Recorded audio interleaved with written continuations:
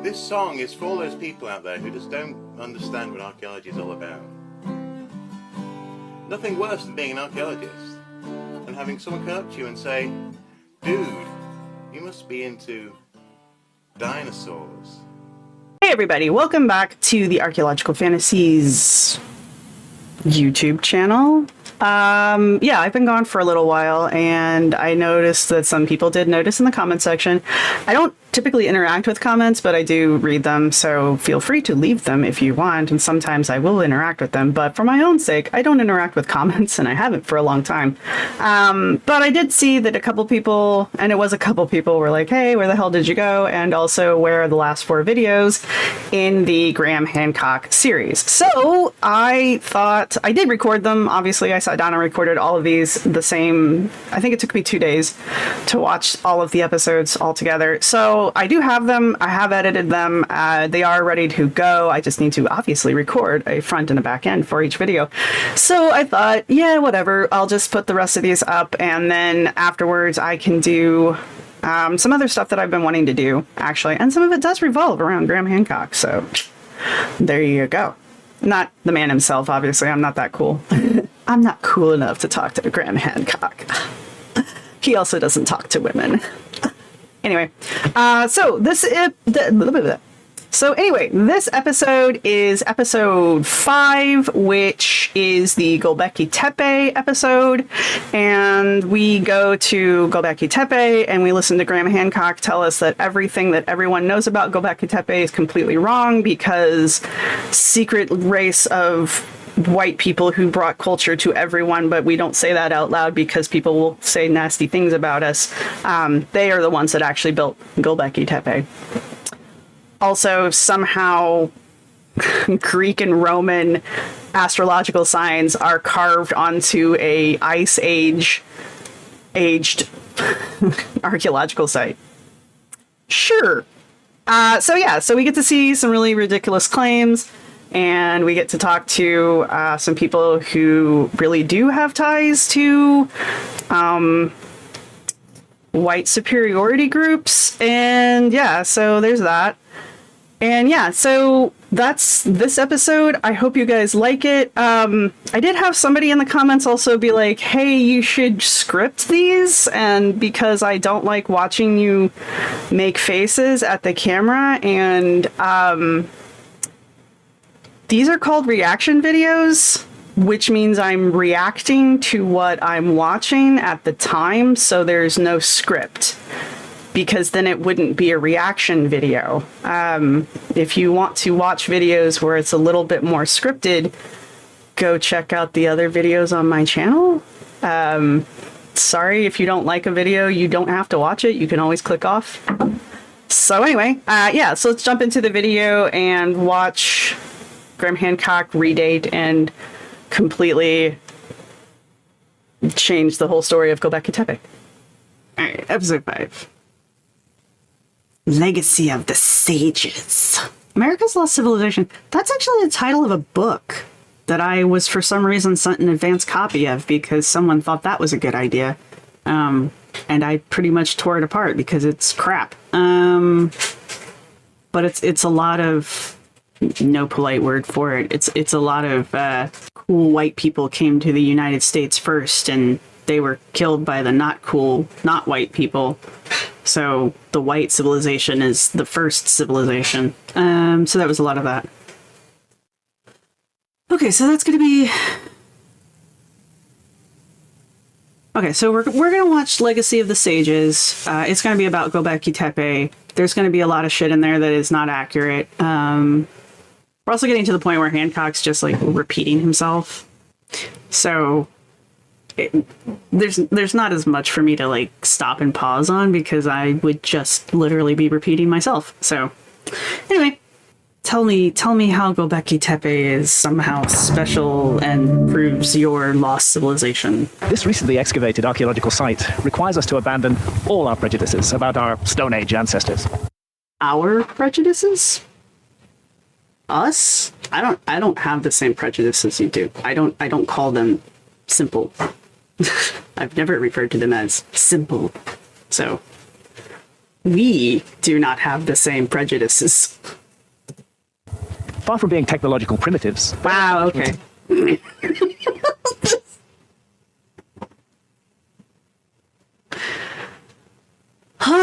I'm not a big fan of the concept of a sensitivity reader because, like, I'm just not. But this is definitely, Mr. Hancock, if you, for some strange reason, am watching this, you really need to invest in a sensitivity reader and have them go over your scripts before you say them out loud on television, because the way you talk is incredibly problematic. Here prove that they possessed hitherto unsuspected abilities, rivaling those of much later and supposedly much more advanced civilizations. Beneath a modern canopy, Wow, we are how many seconds in? built to protect it from the elements, this is Gobekli Tepe. Title card. Highly advanced megalithic site that's about 7,000 years older than Stonehenge and about 7,000 years older than the Giza pyramids. And suddenly, the notion that there was no culture in the world that was capable of doing such things 12,000 years ago is blown out of the water. Straw argument. I'm just going to start doing this. Straw man argument. He's just making up an argument that he can win because that's not an actual argument that anybody makes. When the locals were still supposedly unsophisticated hunter-gatherers, living in mud. Okay, were they hunter-gatherers or were they living in mud huts? You need to pick one and stay consistent, my dude. The language he uses. This dude's a journalist. How does he not understand? He has to understand that the language he's using is bad. Like, he has to intentionally be doing this. I refuse to believe that this is unintentional.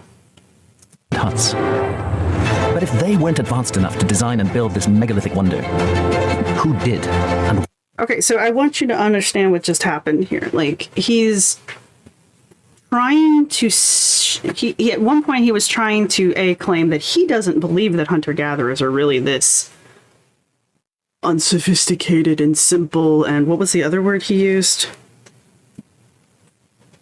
He used another... It doesn't matter. But anyway, he describes them in these very unflattering ways. And then he says that they have surprising skills.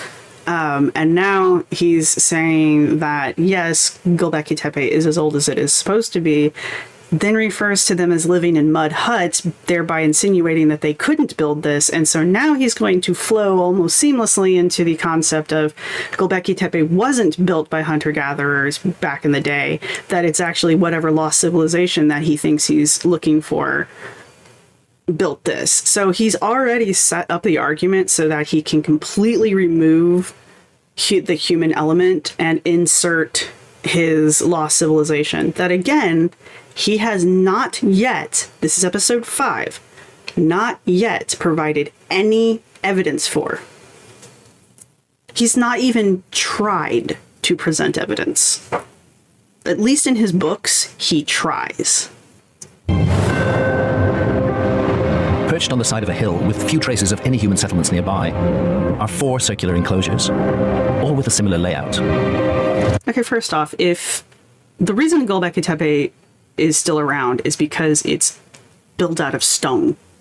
The only parts of Gobekli Tepe that are still there, I believe, are the stone structures. Like, I'm not entirely sure. They have found artifacts and stuff along with it, but I'm not entirely sure what all of them are. So to sit here and claim that there's no evidence of any civilization or no evidence of any, like, villages or anything around it is a bit misleading, because as old as this site is, if you're talking about people, A, living in mud huts, or B, using organic material to create their houses out of, those things are going to go away over time. And that's why megaliths like this look so damn impressive, is because everything else around them is gone. And, you know, this thing might have had a hay roof or a thatch roof on top of it. It may not have been open to the sky, but because it's as old as it is, that organic material will have vanished. So he's being disingenuous here.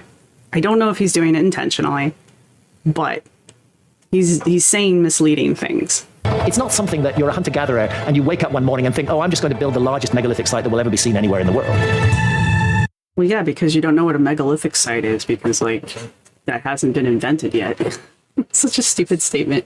This is another one of those. It just sprung up out of the ground like a freaking mushroom, you guys. Clearly, it was the involvement of an advanced civilization. Again, prove it. Just try to prove it. Not even trying anymore. You're not even giving me crackpot shit that you're just trying to add in there. How did a community of Stone Age hunter-gatherers succeed so brilliantly in building with megaliths at their very first attempt? You don't know it's the very first attempt. No one is saying this is the first attempt. It's the first one we've discovered. It's the only one we currently know about. That doesn't mean there aren't 19 more of them waiting to be discovered. It also doesn't mean that this is the first and only time this thing has ever been built. You are making a lot of assumptions that archaeologists don't make. But go on, keep telling me how you're not talking down about ancient civilizations. Penetrating radar detected up to 20 other stone enclosures inside the hill and more than 200 pillars. Okay, so again, this is another one of those times where he directly contradicts himself in his own freaking show. He just got done saying that whatever enclosure D, is the first of its kind. And now he's showing you ground penetrating radar that's showing 20 other structures that are beneath the ground surface. Like, why do you even bother making arguments? I don't have to argue against you. You do it yourself. More than 12 soccer pitches. That is funny that he uses soccer pictures and not You football can't just fields. wake up one morning with no prior skills, There we go. prior knowledge, There we go. no background There we go. working with stone, and create something like Gobekli Tepe. There has to be a long history behind it, and that history is completely missing. You literally just showed us that there are 20 other structures in this area alone. Alone. You don't even know what those other 20 would look like because they've never been excavated. So how can you defend an argument of, they just woke up one day and magically made this thing perfect? You don't know. There's 20 other structures. They can all be progressively hideous, going backwards in time to whatever it is that you need them to look like in order for you to believe that that's the first step in the process. Because I'm pretty sure no matter what evidence somebody brings to you to say, no, this is the first one in the series, you're going to be like, nope, too advanced. Yeah, nope, they couldn't have done it. They were just simple hunter-gatherers. In 2019, Turkish archaeologists began excavations at another site, about an hour's drive east, called Karahan Tepe, and uncovered something unexpected. But it's quite different. Is it, though? The main chamber does feature T-shaped pillars and megaliths, but one edge is carved out of the bedrock, So? and it's large enough to hold dozens of people. Okay. What do you think happened in this building? Do you have any ideas at all? So the one time he actually comes across two separate structures that are actually similar in construction and design, he's now going to argue that those two structures are unrelated. 10 pillars resembling phalluses have been purposefully and skillfully carved directly out of the bedrock, Okay. with an 11th freestanding pillar in pride of place. Does it also look like a penis? Snaking channel has also been cut out of the rock to allow some form of liquid to pour into this chamber. Water, or possibly blood. Clearly, ancient peoples were very concerned about flooding a penis chamber with blood. I don't even have words. So this is something which is casting new light on human history. It is casting new light on human history, and nothing's changed. We just have a new chapter in history to study. Like, we have these things to study now. That's all discovering a lost civilization would get for you. That's also why there's no fucking reason for us to conceal it. Just as at Gobekli Tepe, both sites built at the end of the last ice age, just before humans living here started farming and raising cattle. Okay, so going back to his earlier argument that Gobekli Tepe just sprung out of the ground like a mushroom and that there's no evidence of earlier structures showing how they learned to do this, and then we jump to, crap, I just forgot the name of it, but the new site, which they're saying could possibly be older than Gobekli Tepe. Would that not then insinuate, because he also said that the carvings and the sculptures at that other site are not as sophisticated and detailed as the carvings at Gobekli Tepe, does that not then establish a chronology and thereby establish that maybe this one, being the eldest, is the first where they started doing stuff, and then Gobekli Tepe came after, where they were applying skills that they had learned? I'm sure that's not going to come out at any point, but again, it's another one of those times where he just directly contradicts himself in his own show. It's a transfer of technology. People who already knew how to create megaliths and build a big megalithic site came to Göbekli Tepe. They already had knowledge of agriculture. And they used that site to mobilize a local community, to organize them, and to introduce them to agriculture. I'm beginning to wonder if Graham Hancock thinks that when history and archaeology says the first appearance of X is at such and such a time, I wonder if he doesn't.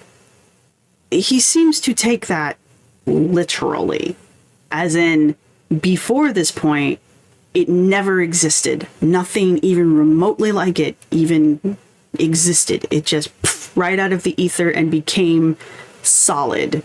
And it just means that we don't have any examples of it that are older. It doesn't mean that we think that that's when it was, spoken to existence by the mouth of God. But I think Graham Hancock does believe that. I think that's part of the problem. I think when he says agriculture didn't start until 11,066 whatever, I think he truly believes that there was never anything leading up to agriculture, that the whole concept of plants growing was foreign to humans until that day, and then they woke up and they were like, dude, I can plant seeds!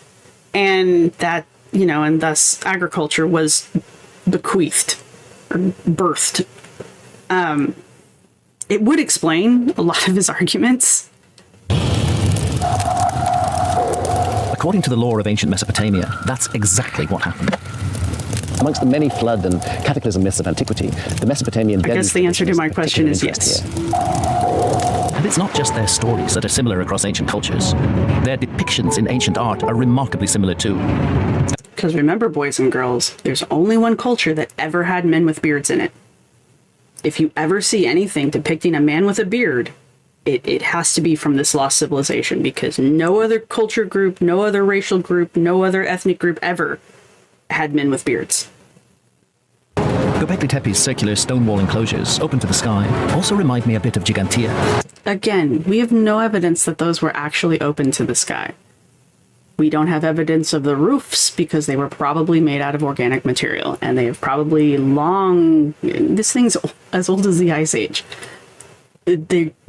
Any organic material around there is going to be gone. So just because when Graham Hancock got there was no roof on the structures, does not mean that there was never a roof on those structures. And this is another one of those fallacies that Hancock, first off, claims he doesn't do, and then clearly does do, where he just assumes that whatever it looks like today is exactly what it would have looked like back in the day. Like, he probably thinks that the clearly very eroded carvings are probably looked exactly like that when they were initially carved. Like, that would not, if he said that, that would not surprise me at all at this point. It's in both places. We're directed by the survivors of a more advanced culture. No, and again, you aren't even trying to provide evidence for this. You can keep saying this as many times as you want, but you haven't proved anything. You haven't even tried.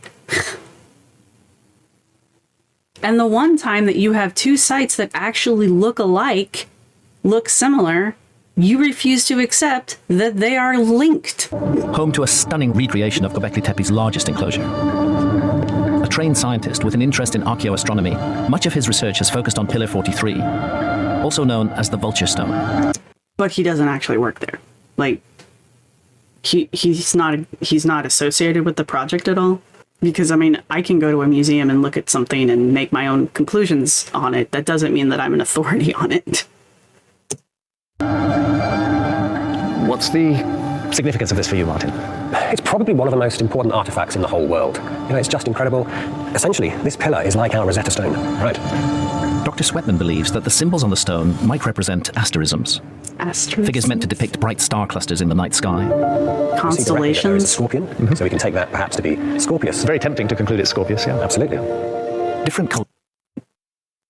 You want to play that conversation back, just, however many times it takes you to realize how stupid it sounded. Well, they've got a scorpion carved on this pillar, out in the desert where, scorpions live. It clearly could not be depicting an actual scorpion. That would be crazy talk. But it probably does reflect as a constellation in the sky, even though there's nothing to indicate stars there. But I'm just going to say that it does. And because I know that there is a constellation called Scorpio, I'm going to make the conclusion that this carving of a scorpion must then represent the constellation Scorpio, even though the constellation Scorpio isn't from this area. This is the argument. This is the literal argument they just made. Then above, we would expect to find a Sagittarius, and when we know Sagittarius as the archer with the bow and arrow, and so we see the vulture with the wings, and they're spread in just the right angle to represent the bow and arrow. And then we can see that there are other animal symbols which correspond to... Do you even know what the constellation Sagittarius looks like? Night sky. And to assume that the constellation is going to be identical and just called something different is weird. Also, the full constellation of a lot of constellations includes not only the brightest stars, but also stars that are dim to us now, but that weren't dim back in the day. So you're just making the assumption that the vulture is Sagittarius because it's got wings and Sagittarius has a bow, but I'm willing to believe that the actual constellation Sagittarius does not align with that frickin' vulture in any way, shape, or form. I'm also willing to believe that the constellation Scorpio does not line up with that scorpion, because I know what the constellation Scorpio looks like, and it doesn't look anything like that. This is a map of the most visible stars in the area around what's today known as Scorpius. Once we line up Scorpius with the scorpion on pillar 43, the other nearby asterisms seem to match some of the other figures depicted on the pillar. Look, they've even got it there. They don't line up at all. Except for this one. And look how far they had to move it to make it line up. Also, this is not what this isn't what Scorpio looks like at all. This isn't even the body of Scorpio. So it kind of all fits together. Absolutely. Sure. But Dr. Sweatman's real breakthrough came when he considered the suggestion that the central circle could represent the sun. So what would you be trying to say if you have an image of the sun in a particular position relative to the constellations? And one thing that you might be trying to indicate is a date.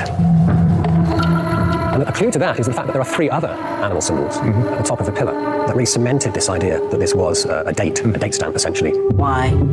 Dr. Sweatman believes that the 3 small animals carved atop pillar 43 appear next to symbolic representations of 3 sunsets.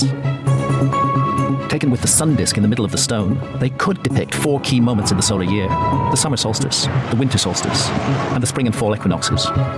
I cannot stress how much this is just reaching.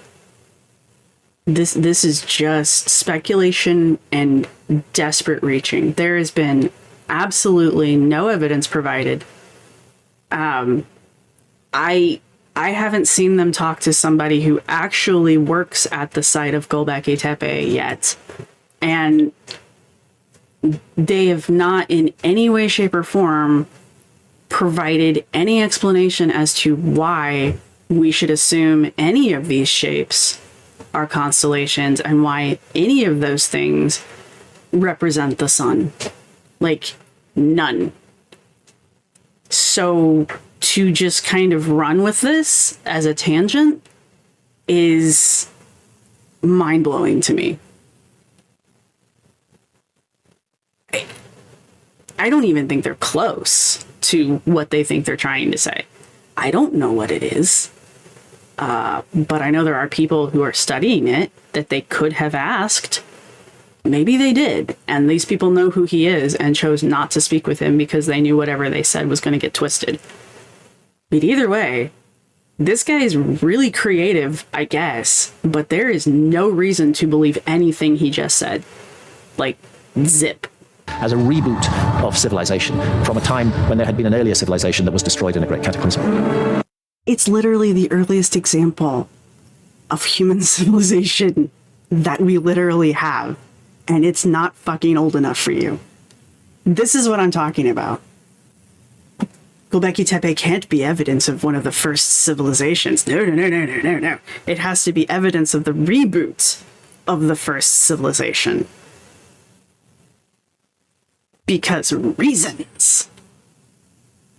Have you found evidence of an earlier civilization that the rest of us don't know about? Would you like to share your evidence with the rest of the class? I mean, come on, man.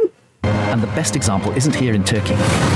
It's halfway around the world, in the middle of America, in Ohio, where ancient sages crafted an earthen serpent on a gigantic scale to serve both as a memorial and perhaps as a warning.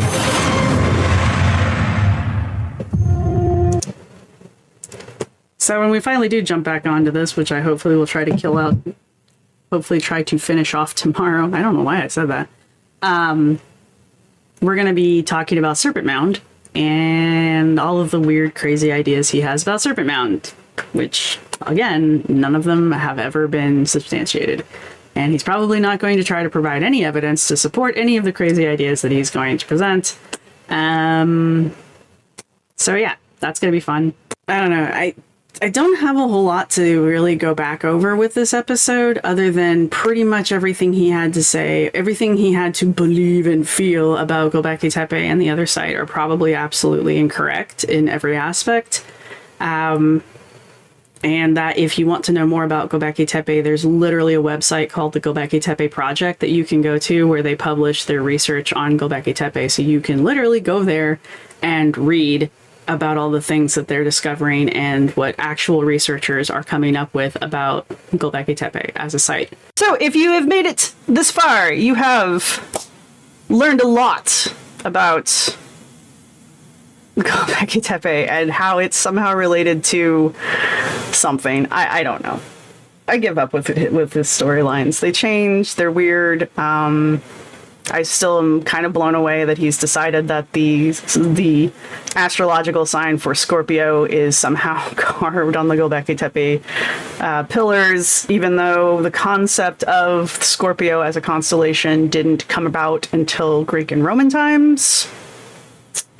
So there's that. And yeah, as I mentioned in the video, I believe, there is a website you can go to called the Gobekli Tepe Project, where it's literally the archaeologists who work on the project keeping up a blog, and they post their research and stuff there. Also, if you are on Twitter or if you just want to do a Google search for the man, his name is Jens Notroff. He is one of the archaeologists that have worked at Gobekli Tepe. He talks about it quite a bit, and he's a real-life person that you can really talk to online if you want. So not only is there a website where you can go and get real information about Gobekli Tepe, there's a person who's on social media who is more than happy to talk to you about Gobekli Tepe. If you have made it this far in the video, go ahead and leave either a snake or a scorpion, I guess you can leave Scorpio, a scorpion emoji in the comment section, and yeah, feel free to leave a comment. Tell me if you liked it or not. Like I said, I don't really interact with comments that much, but I do read them. So go ahead, leave an emoji if you got it this far, and give it a thumbs up if you liked it. Give it a thumbs down if you don't. The algorithm does not care. And yeah, don't forget to like and subscribe and click the bell icon. Anyway, see you guys in the next video.